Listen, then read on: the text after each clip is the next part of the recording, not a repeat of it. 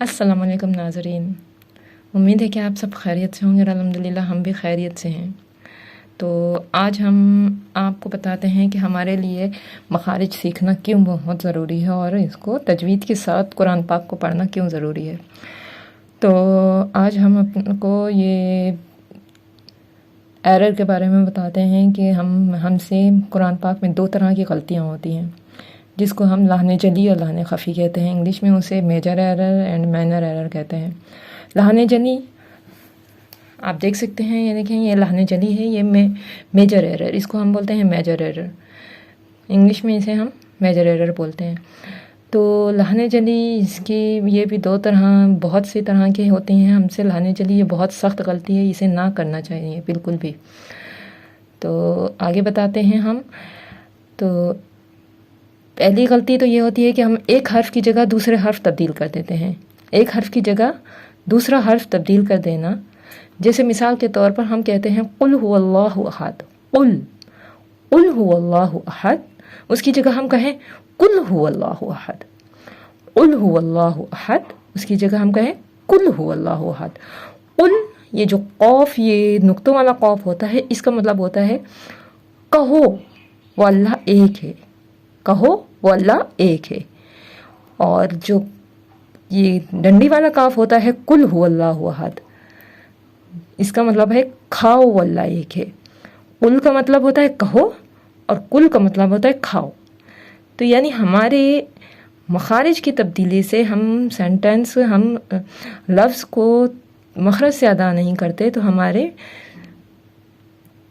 Meaning में भी तब्दीली आ जाती है।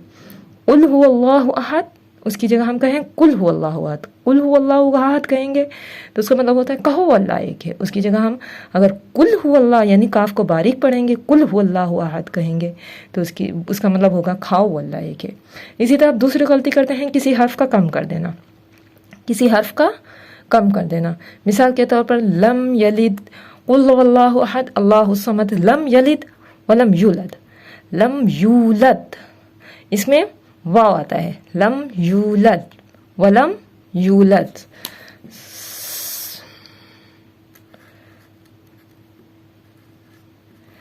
वलम यूलद, तो हम वलम यूलद की जगह पे हम पढ़ें वलम युलद, यानी वाव को हम खा जाएंगे, हज़्फ कर देंगे।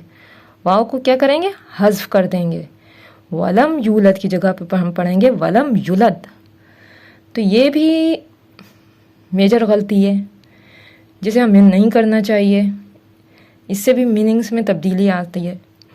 वलम यूलद वलम युलद, तो हमें सही तरह से अदा करके पढ़ना चाहिए। वलम यूलद वलम यूलद, लम यलिद वलम यूलद वलम युलद। इसी तरह हम कुरान पाक में बहुत सारी गलतियाँ करते हैं। इसी तरह किसी हर्फ को हज़्फ कर देते हैं और किसी को, इसी तरह हम गलती करते हैं लाहने जली। एक और गलती है तीसरी के किसी हर्फ का ज़्यादा कर देना, किसी हर्फ का ज़्यादा कर देना। मिसाल के तौर पर हम पढ़ते हैं अल्हम्दुलिल्लाह, दाल के ऊपर पेश पढ़ते हैं अल्हम्दुलिल्लाह, लेकिन बाज़ औक़ात बाज़ लोग इस तरह से पढ़ते हैं अल्हम्दुलिल्लाह। अल्हम्दु यानी कि वाव बढ़ा देते हैं, अल्हम्दुलिल्लाह वाव का इजाफा कर देते हैं। अल्हम्दुलिल्लाह की जगह पर पढ़ते हैं अल्हम्दुलिल्लाह। अल्हम्दु की जगह क्या पढ़ते हैं? अल्हम्दुलिल्लाह। इसी तरह चौथा ये है कि हम हरकत व सकनात में तब्दीली कर देते हैं, हरकत व सकनात में तब्दीली कर देते हैं। क्या करते हैं हम? हरकत व सकनात में तब्दीली कर देते हैं। मिसाल के तौर पर जैसे अनअमता है, अनअमता का मतलब है तूने इनाम किया। अनअमता, ता के ऊपर ज़बर है, इसका मतलब है तुमने इनाम किया। और हम ता के ज़बर की जगह हम क्या करते हैं? ता के ऊपर पेश पढ़ दें। इसका मतलब हो जाता है अनअमतु, मैंने इनाम किया। अनअमता, तूने इनाम किया। अनअमतु, मैंने इनाम किया। तो ये हम थोड़ी छोटी छोटी जो तब्दीलियाँ कर देते हैं, छोटी छोटी जो गलतियाँ करते हैं, इसकी वजह से हमारी मीनिंग्स में तब्दीली आ जाती है। अभी तो ये हमने आपको लाहने जली बताई है, लाहने जली यानी कि मेजर गलतियाँ।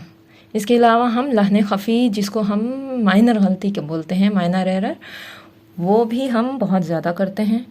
उससे इतना फ़र्क नहीं पड़ता, लेकिन ये गलती बहुत सख्त है। اس کو سدھارنا بہت ضروری ہے۔ جیسے ہم کہتے ہیں نا کہ کسی عمارت کو جو ہے مضبوط کرنے کے لیے اس کی بیس بنانا ضروری ہے، اسی طرح ہمارے قرآن پاک کو صحیح کرنے کے لیے اس کی بیس بنانا ضروری ہے۔ مخارج کا استعمال، حرکات و سکنات کا استعمال، یہ سب ہمیں صحیح طرح سے کرنا ہے۔ جو ہم پڑھ رہے ہیں وہ ہے لحن خفی، مائنر ایرر، یعنی جسے ہم مائنر ایرر کہتے ہیں، اس کو ہلکی سی غلطی کہتے ہیں۔ اس سے اتنا میننگ میں فرق نہیں آتا۔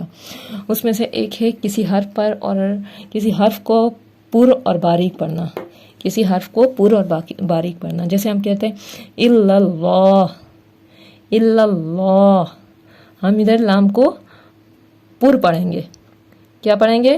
الا اللہ، الا اللہ، لام کو ہم اللہ کو پر پڑھیں گے، اللہ کو کیا کریں گے؟ پر پڑھیں گے، الا اللہ۔ کیوں؟ اس کی وجہ یہ ہے کہ اس سے پہلے حرف پر زبر ہے، اس لیے ہم اللہ کو پر کر کے پڑھیں گے، الا اللہ، الا اللہ۔ اسی طرح دوسرا جیسے بسم اللہ، مثال اس کی دوسری ہے بسم اللہ، اسے ہم اس میں اللہ کو باریک کر کے پڑھیں گے کیونکہ اس سے پہلے میم کے نیچے زیر ہے، زیر کی وجہ سے ہم اللہ کو باریک کر کے پڑھیں گے، بسم اللہ۔ کیا پڑھیں گے؟ بسم اللہ۔ اللہ سے پہلے حرف کے نیچے زیر ہے، اس لیے اللہ کو باریک کر کے پڑھیں گے۔ اور الا اللہ میں اللہ سے پہلے حرف پر زبر ہے، اس لیے اللہ کو موٹا کر کے پڑھیں گے، الا اللہ۔ الا اللہ نہیں پڑھیں گے، الا اللہ، اسے تھوڑا پر کر کے پڑھیں گے، الا اللہ۔ اور بسم اللہ میں لام کو اللہ کو پر نہیں پڑھیں گے، بسم اللہ نہیں پڑھیں گے، بسم اللہ ایسے نہیں پڑھیں گے، بلکہ پڑھیں گے بسم اللہ، بسم اللہ۔ اسی طرح دوسرا قاعدہ آتا ہے اخفا کا۔ اخفا اور اظہار میں فرق، اخفا اور اظہار میں تبدیلی کر دینا۔ اخفا کی جگہ یعنی ہم اظہار کریں اور اظہار کی جگہ اخفا کر دیں۔ اظہار تو ویسے ظاہر کر کے پڑھنے کو کہتے ہیں اور اخفا چھپا کے پڑھنے کو کہتے ہیں۔ ہم اظہار کی جگہ پہ یعنی ظاہر کر کے پڑھنے کی جگہ کیا کر دیں؟ چھپا کر پڑھنے لگے، تو یہ بھی ایک غلطی ہے تو مائنر سی غلطی، لیکن اس سے بھی ہم غلطی ہی کہیں گے۔ اس کا قاعدہ یہ ہے کہ نون ساکن اور تنوین کے بعد حروف حلقی میں سے، نون ساکن اور تنوین کے بعد حروف حلقی میں سے حمزہ ہا، عین ہا اور غین خا، یہ حروف حلقی ہیں۔ کیا ہیں؟ حمزہ ہا، عین ہا اور غین خا، یہ آپ پڑھ چکے ہیں کہ حروف حلقی ہیں۔ اگر ان میں سے نون ساکن اور تنوین کے بعد کوئی حرف آ جاتا ہے تو نون ساکن اور تنوین کو ہم اظہار کر کے پڑھیں گے، یعنی کہ ان کو ہم ظاہر کر کے پڑھیں گے، ان کو ہم ظاہر کر کے پڑھیں گے۔ جیسے ہے انعمتا، کیا ہے؟ انعمتا، ہم اس کو امتا نہیں پڑھیں گے، اس کو ہم پڑھیں گے انعمتا۔ کیوں؟ اس کی وجہ یہ ہے کہ نون کے بعد جو ہے حروف حلقی میں سے عین آ رہا ہے۔ کیا آ رہا ہے نون کے بعد؟